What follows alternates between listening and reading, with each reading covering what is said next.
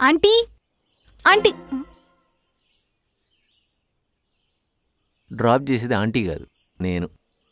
అది కాదు మరి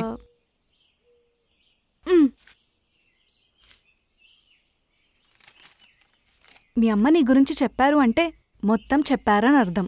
3 years ఒకటే కంపెనీ అంట కదా. నీకొక విషయం చెప్పనా, నువ్వు వాళ్ళను వదిలేసావు కానీ వాళ్ళు నిన్ను వదిలించుకోవాలి అనుకోలేదు.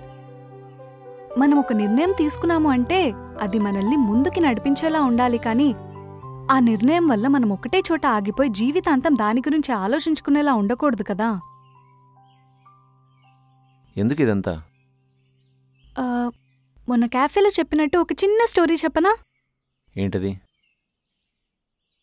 I'm Shailu, daughter of doctor Raghavender Rao. అంటే నువ్వు? ఎస్, మర్దల్ of Venkateswarlu. Are you serious?